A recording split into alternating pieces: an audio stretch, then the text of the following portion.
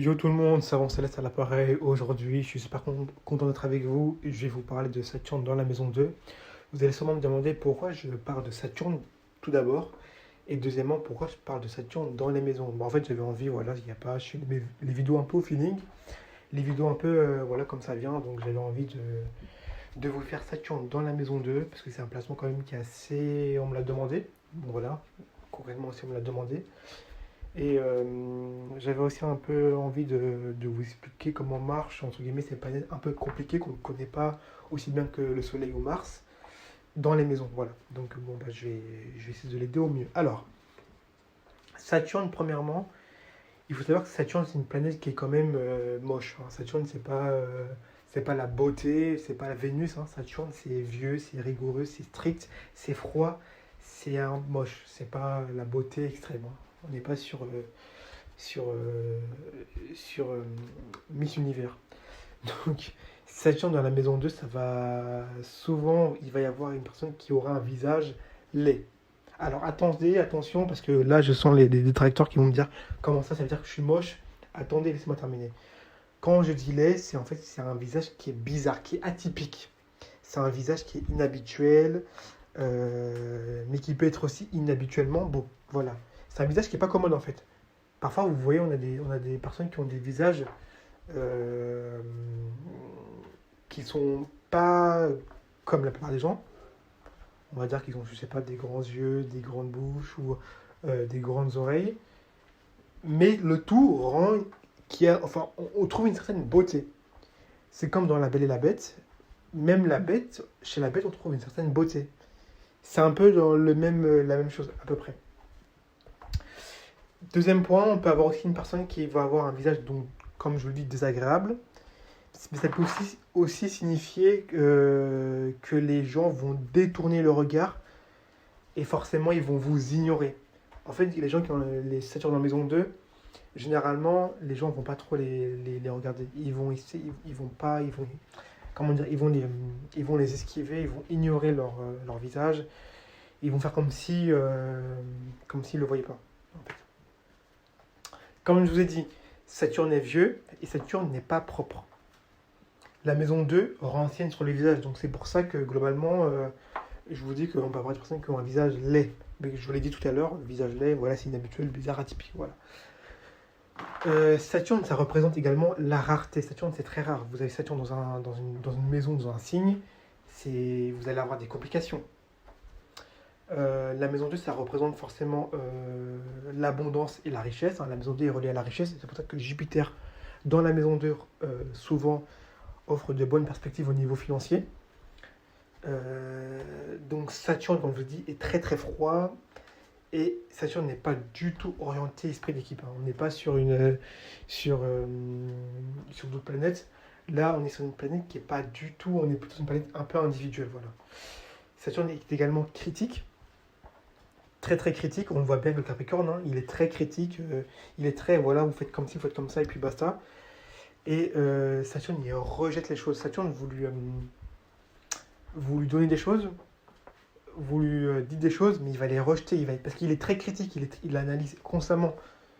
Et quand ça ne lui plaît pas, à un moindre degré, il va directement le rejeter. La maison 2, ça représente les partenariats, comme vous savez, et votre capacité aussi à rester au même endroit. Mais la maison 2, c'est aussi la maison du taureau, et la maison enfin, le taureau, et le taureau, c'est aussi le taureau, il aime bien les fondations, il aime bien, le taureau est patriote, il aime bien sa maison, sa petite famille, voilà, le taureau, il vient de la terre. Donc la maison 2 représente les gens enfin, votre capacité en tout cas à rester au même endroit. Et il faut savoir que Saturne dans la maison 2 va avoir comme conséquence que les gens ne vont pas vraiment être contents avec leur culture. En fait, Saturne dans la maison 2, les gens ils vont se dire, bon en fait, voilà, j'ai une telle culture, mais je suis pas fier en fait. Je suis pas fier d'avoir cette culture-là. Et ils vont également, parce que ça représente aussi la famille, la maison 2, ils vont pas vraiment être satisfaits de leur famille. En fait, Saturne va venir appuyer sur les défauts de la culture de la famille. En fait, avec Saturne en maison 2, le natif va voir tous les défauts. Donc il va voir les défauts de sa culture, il va se dire, oh, ok, ma culture elle est comme ça. Et comme Saturne, il va la rejeter, il va voir les défauts de sa famille. Et comme il va voir les défauts de sa famille, il va également les rejeter. Voilà. Donc avec Saturne en maison 2, on voit les défauts comme je vous ai dit. Et les défauts, en fait, pourquoi Saturne en maison 2 rejette la famille et la culture? Parce qu'en fait, les défauts affectent directement le natif, en fait. Donc, comme ça l'affecte directement, il va les quitter. Ça lui fait, ça le touche personnellement, en fait. Il ne peut pas les accepter, il ne peut pas les absorber. C'est plus fort que lui, il doit les rejeter. Donc on peut avoir des personnes qui peuvent se retrouver ailleurs que l'endroit où ils sont nés.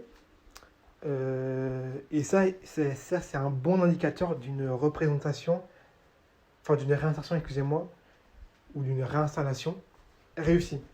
Les gens qui ont Saturne en maison 2, il est conseillé généralement pour vous de quitter le foyer familial, d'être d'embrasser une autre culture dans un autre pays même. Et généralement, on peut avoir des gens qui y arrivent beaucoup mieux. Financièrement, au niveau de la culture, s'y retrouvent beaucoup mieux également. Ils ont besoin de ce changement-là pour évoluer comme un phénix. Il doit renaître de ses cendres. Et ben, c'est un peu la même chose. Ils doivent aussi. Saturne en maison 2 peut aussi adopter une culture différente.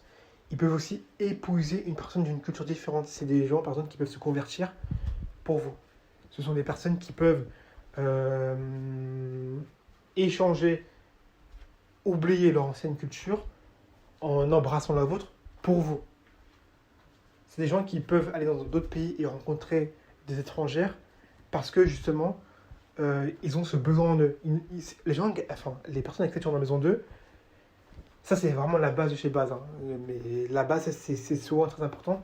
Les gens avec Saturne dans la maison 2, généralement, ne peuvent pas rester avec des personnes de la même culture qu'eux. Enfin, en tout cas, ne peuvent pas vivre dans une vie commune, en couple, avec une personne qui a la même culture, dans le même pays où ils sont nés, parce qu'ils vont voir tous les défauts, en fait.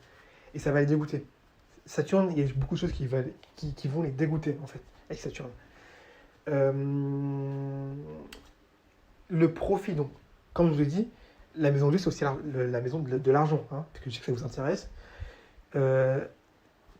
Avec Saturne en maison 2, vous pouvez obtenir du profit, du luxe, du confort, du bonheur, du plaisir, tout ce que vous voulez. Tout cela, vous pouvez l'avoir dans un pays différent. Tout cela vous sera accessible, mais seulement dans un pays différent. Si vous restez dans le pays où vous êtes aujourd'hui, avec Saturne en maison 2, vous allez avoir des complications pour avoir l'argent, le profit, même le bonheur, tout simplement, pas que l'argent, le bonheur également, parce que le bonheur c'est aussi très important, c'est pas relié que à l'argent, ou le plaisir que vous voulez. Il faudra pour cela changer de pays. Donc, je vais aussi vous parler également des conditions. Si Saturne est en bonne condition, sur le long terme, il y aura une stabilité financière et une richesse. Mais au début, parce que Saturne, c'est un peu le long terme, c'est la vieillesse, Saturne dans la maison 2 sous-entend que à la naissance, ou en tout cas au début de votre vie, vous n'êtes pas quelqu'un avec une aisance financière. Vous ne venez pas d'une famille riche, en fait, avec Saturne dans la maison 2. Vous galérez. Voilà. Au début. Mais Saturne dans la maison Saturne récompense tout le temps. Si vous écoutez les leçons de Saturne, si vous les comprenez, Saturne va vous récompenser.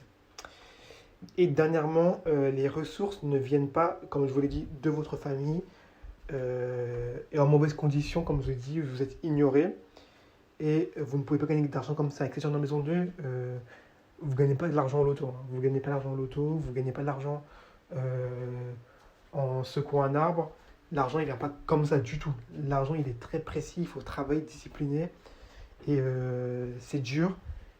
Mais sachez un truc, Saturne vous récompensera plus que vous ne pouvez l'imaginer. Plus que vous ne pouvez l'imaginer. Saturne, c'est la sagesse. Saturne, c'est le vieux aigri, mais c'est aussi la sagesse. C'est-à-dire que Saturne, il va être méchant, il va être aigri avec vous.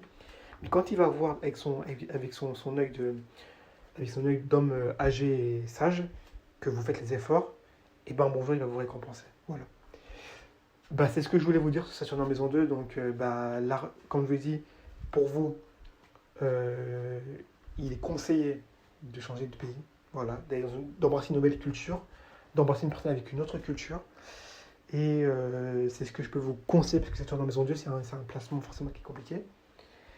Compliqué au début, mais à la fin, vous serez toujours, comme je vous dis, récompensé. Voilà. C'est ce que je voulais vous dire. J'espère que vous avez pu apprécier la vidéo à fond. Moi, je continue, et puis à bientôt.